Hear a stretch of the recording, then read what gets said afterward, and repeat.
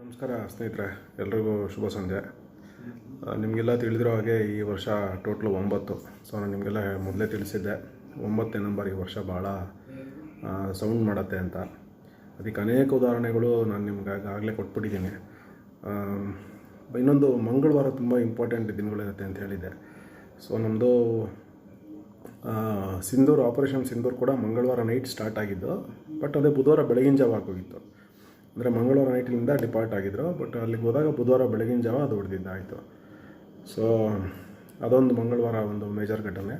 ಅದು ಬಿಟ್ಟರೆ ಜನರಲಾಗಿ IPL finals ಯಾವಾಗಲೂ ವೀಕೆಂಡ್ಸಲ್ಲಿ ನಡೀತಾ ಇತ್ತು. ಶುಕ್ರವಾರ, ಶನಿವಾರ, ಭಾನುವಾರ, ಮ್ಯಾಕ್ಸಿಮಮ್ ಭಾನುವಾರನೇ ಇಟ್ಕೊತಾ ಇದ್ದಿದ್ದು, ಇಲ್ಲಿ ಶನಿವಾರನೂ ಮಾಡಿದ್ದಾರೆ.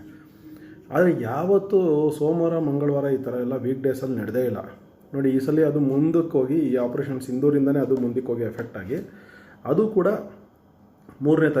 ಜೂನ್ 3ನೇ ತಾರೀಕು ಮಂಗಳವಾರ ಬಿದ್ದಿದೆ. ಸೊ ಆಮೇಲೆ ಇನ್ನೊಂದು ಕಾಕತಾಳೀಯ ಅನ್ನೋಂಗೆ ಡೇಟನ್ನ ನೀವು ಆ್ಯಡ್ ಮಾಡಿದ್ರೆ 3/6/2025 ಆ್ಯಡ್ ಮಾಡಿದ್ರೆ ಅದೆಲ್ಲ ಟೋಟ್ಲು ಕೂಡ 9 ಆಗುತ್ತೆ.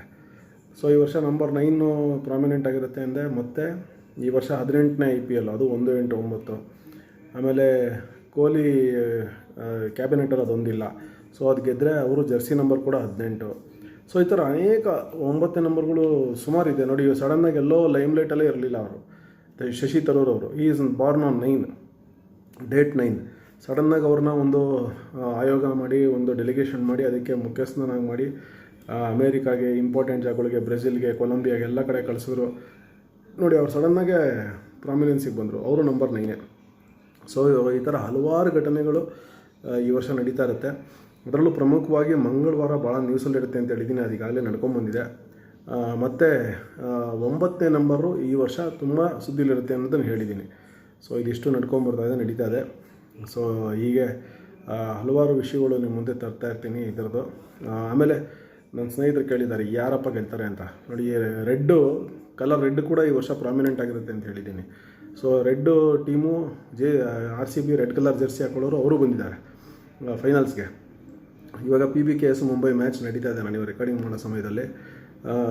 ಮುಂಬೈ ಬಂದರೆ ನಮ್ಮ ಗೆಲುವು ಸ್ವಲ್ಪ ಕಷ್ಟ ಆಗುತ್ತೆ, ಪಂಜಾಬ್ ಗೆಂದರೆ ನಮ್ಮ ಗೆಲುವು ಭಾಳ ಸುಲಭ ಆಗುತ್ತೆ. ಸೊ ಮುಂಬೈ ಬಂದರೆ ನಮ್ಮ ಚಾನ್ಸಸ್ಸು 55%, ಮುಂಬೈಗೆ 45% ಆಗುತ್ತೆ.